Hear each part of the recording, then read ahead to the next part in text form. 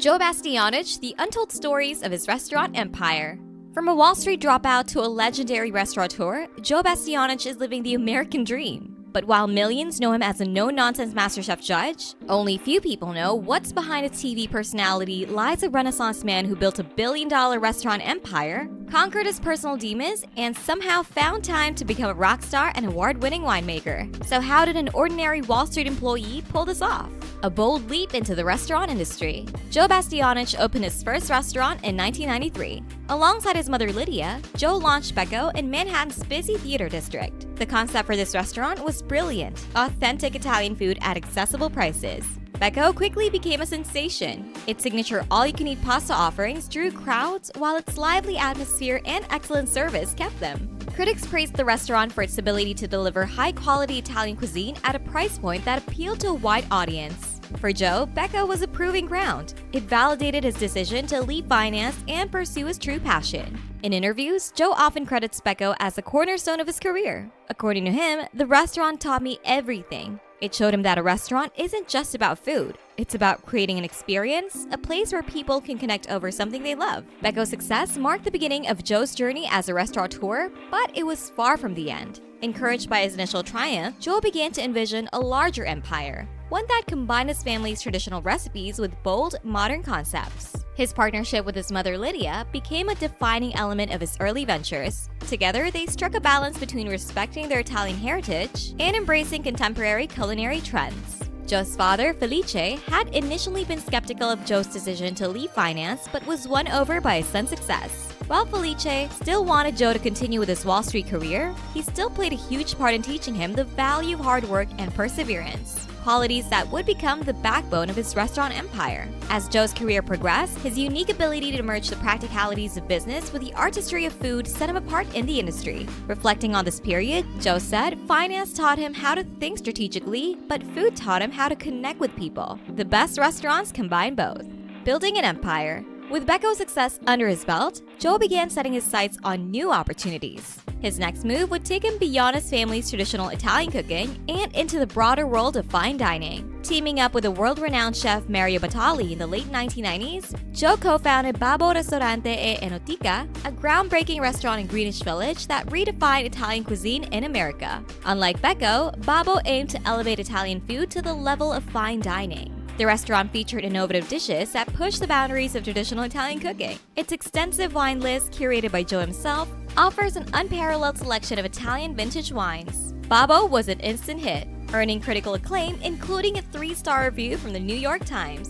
In 2001, it received a Michelin star, cementing its status as one of New York's premier dining destinations. Following Babo's triumph, Joe and Batali launched a series of high-profile restaurants that would further solidify their reputations as industry leaders. These ventures included Lupa Osteria Romana, a rustic trattoria focusing on Roman cuisine, Esca, a seafood-centric restaurant emphasizing fresh, sustainable catches, and Del Posto, an upscale Italian eatery that became the centerpiece of their empire. Del Posto, located in Manhattan's meatpacking district, was an icon in luxury dining. With its opulent interiors, impeccable service, and meticulously crafted dishes, it was the first Italian restaurant in nearly 40 years to earn a 4-star review from the New York Times. For Joe, Del Posto represented the height of his culinary ambitions, a place where food, wine, and service came together in perfect harmony.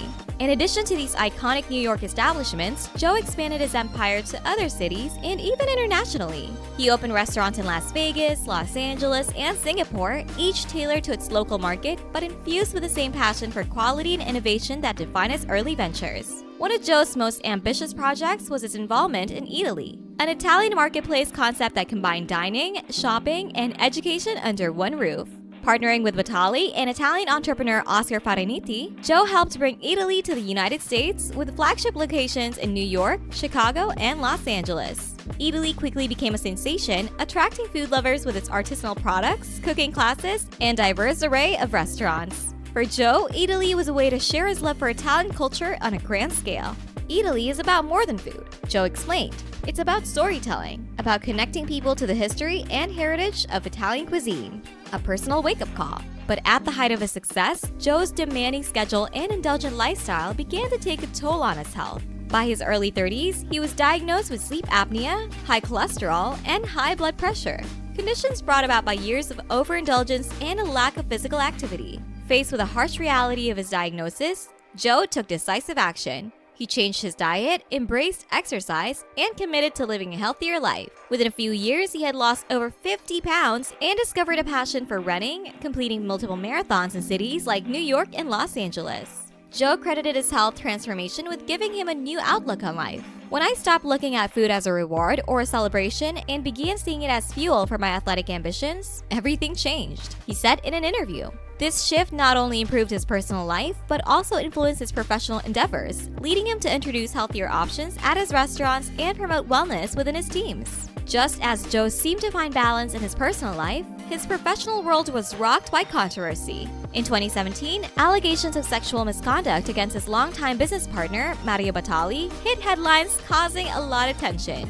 Accusations included claims of sexual harassment and inappropriate behavior within the establishments they co-owned. Although Joe was not directly implicated in the allegations against Batali, his association with the disgraced chef placed him under intense scrutiny. Former employees accused Joe of fostering a boys' club atmosphere in the restaurants, citing instances of unprofessional behavior. In response to the allegations, Joe and his partners took swift action to distance themselves from Batali. They bought out his shares in their businesses, implemented new policies aimed at creating a safer and more inclusive workplace. Lydia Bastianich, Joe's mother and business partner, also stepped in to play a more prominent role in managing their operations. Joe addressed the scandal in interviews, acknowledging the need for change. He pointed out that his company fell short in creating an environment where their employees felt safe and respected, and that they would do better for their employees and for the industry. Beyond the kitchen. While Joe is best known for his work as a restaurateur and television personality, his interests extend far beyond the culinary world. Music has always been a central part of Joe's life, offering him a creative outlet outside the pressures of running a restaurant empire. More than just a casual hobby, music is a deep passion that Joe has actively pursued. He is the lead singer and guitarist of his band, The Ramps, which has performed extensively in Italy. In 2019, Joe released his debut solo album, aka Joe, showcasing his abilities as a songwriter and performer. For Joe, music serves as both a creative pursuit and a means of relaxation. According to Joe, when he plays the guitar and sings, it helps him unwind. Music gives him a different kind of fulfillment, a way to express himself outside the restaurant world. Apart from being a restaurateur and musician, Joe is also a winemaker. His connection to wine runs deep, rooted in his Italian heritage and years of working in the food industry. As the co-owner of Bastianich Winery in Friuli, Italy, Joe has established himself as a respected figure in the world of winemaking. The winery, which he founded with his mother Lydia, focuses on producing high-quality wines that honor the unique terroir of the region. The Bastianich Winery has won numerous awards for its innovative approach, blending traditional techniques with modern practices. Its flagship wines, including Vespa Bianco and Vespa Rosso, have been raised for their complexity and balance, earning a loyal following among wine enthusiasts worldwide. Joe's dedication to winemaking goes beyond producing great wines. It's also about sharing the story behind them. At his restaurants, he takes pride in curating wine lists that highlight the best of Italian viticulture, often introducing diners to lesser-known varieties.